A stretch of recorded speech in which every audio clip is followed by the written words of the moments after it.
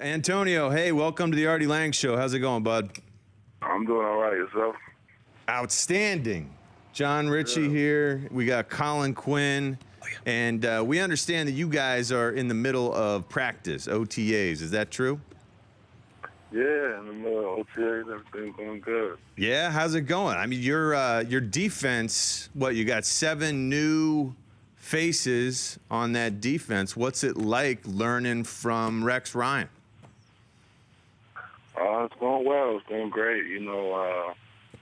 For me, back with the Jets, so, Yeah. kind of back in the learning phase right now, just getting the grasp of exactly what he wants. I think everyone kind of is buying into, Rex's way of thinking, way of doing things, and everyone's kind of on the same page and learning and growing as we go. I've heard that Rex has taken a more hands-on approach this year. Since he's a defensive guy, he's actually getting in there and doing the install himself. Is that the case?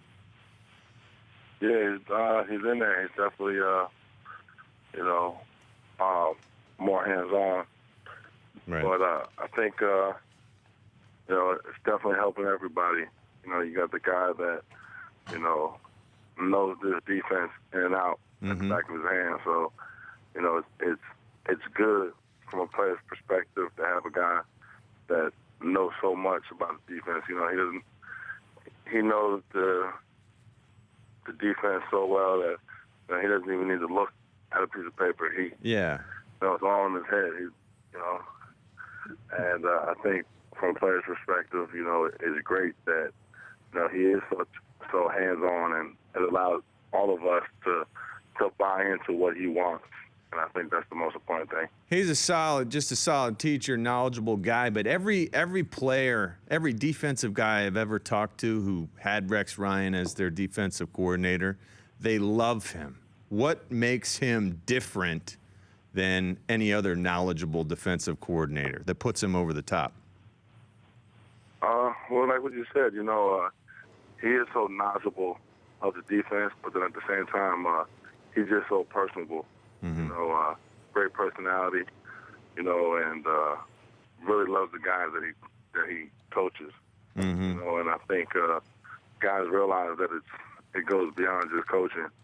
I think that's why there's such a great relationship between him and his players, and I think that's why you get guys that he's done so well throughout his career, because guys buy into his system, and guys, don't just, play within the system. They love playing for the guy.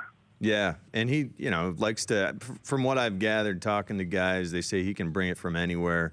Every guy on that defense has essentially, pressures, blitzes designed for him. He can bring it from any which way. Every guy gets involved.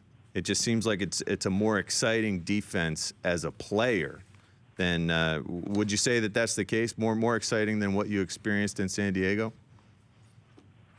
Yeah, he educates the player. It's not just about going out there and just running a defense. He makes everybody, he gives you kind of ownership, because he makes sure that you know exactly what's going on. Not just your job, but everyone's job. So it's, once you got so many guys and you got an entire defense that knows what everyone's supposed to be doing, it allows guys to take more ownership, not just in their job, but everyone's job. Yeah. I don't know if you saw, but yesterday he came out and said he was very disappointed in the way the offense played. I guess there were 4 interceptions, a couple fumbles, that sort of thing.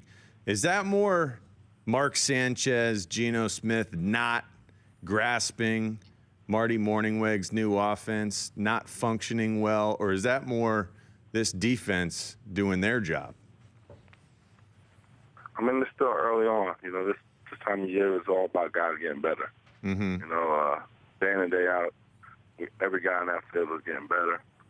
As far as, I'm not a guy that watches TV or reads a newspaper to hear about the headlines or the clippings, but all we're focused on is getting better as a team. And day in and day out, the way to do that is each individual getting better, and that's what we're doing right now. Yeah. Do you think that it's out of the realm of reasonability? Is it ridiculous that the New York News is covering Mark Sanchez's interception ratio in OTAs? You know what? The media is the media. You know. Have you noticed a definitely difference? different Have you noticed a difference though here as compared to a little more beast. laid back on the West Coast? It's definitely completely different. It's a different monster out here. You know, the media always has something to write about, and they always will have something to write about. Yeah. All we're worried about is being the best team we could be. Right now, the only people that really matter are the people within our locker room, What? our organization. Right. What do you see from your two quarterbacks? I mean, with David Garrard going out of the competition, it's an open competition at quarterback. You got two guys, Geno Smith and Mark Sanchez, who are learning a new system. So they're kind of starting at the same place. What do you see from those guys in practice? I mean, there's an open, competition in every position, not just the quarterback position. Obviously, that's one of the premier positions out there, and you're talking about it being in New York. It should be fun. It'll be exciting to see what both of these guys have to offer. Both are exceptional athletes, both of them great arms, know where to put the ball on that field. So two great guys, two great quarterbacks, and it'll be an open competition. It'll be fun. Do you see any differences on the field or in the locker room, the way guys deal with those two guys? Not at all. Yeah. We're all teammates. Right now, we all just have one goal. That's to win. And the way we win is by competing amongst each other and making each other better day in and day out. Yeah. What have you said you don't watch the TV, you don't take in the news and stuff, but I guess you heard that Brian Urlacher's hanging it up. What was your experience dealing with Brian Urlacher in any facet of the game? Yeah, I think kind of caught me off guard. A guy that I have a lot of respect for, a guy that I played with, and one of the best athletes. Guys and, captains I've ever been around. A guy that was not just a natural athlete, but a natural leader. I thought that, even though he wouldn't be in Chicago, that possibly he'd be somewhere else. But, I think he took it upon himself that, he's a guy that he's had an exceptional career. I think his numbers speak for themselves. Not just him as a person, but he's a guy that I definitely expect, 5 years from now to be in the Hall of Fame first ballot. Yeah, me too. 2018. I've been very fortunate, to play with the guy. But I could just remember the days of, my Chicago Bear days. It always seemed that every week in practice, the guy had a pick, and when he had a pick in practice, we just knew that we were winning. It's kind of that's the type of guy that, motivates the team. Yeah. Definitely motivates a group of guys to play at a completely different level than they're accustomed to playing. Yeah, I don't know if there's anyone, I don't know if people realize how unique he was in his ability to drop to that deep middle as a bigger Mike linebacker. Just the speed that he brought to the game is just, no one else had it. No one had that combination of size and speed. Do you have any interesting stories, locker room things, anything that sticks out when you think back to your time with Urlacher? I mean, I was very fortunate. I think my time in Chicago, we had a great group of guys, a real close-knit group of guys. Urlacher was a big part of that. I think that each team, they go as far as their core group of guys go. When you have a guy like Urlacher, definitely kept everything kind of light. We made our run, and we were pretty good back then. We were pretty much, we were just a bunch of kids, to be honest with you. Guys, we didn't just play football. We enjoyed a lot of time with each other in the locker room, outside the locker room.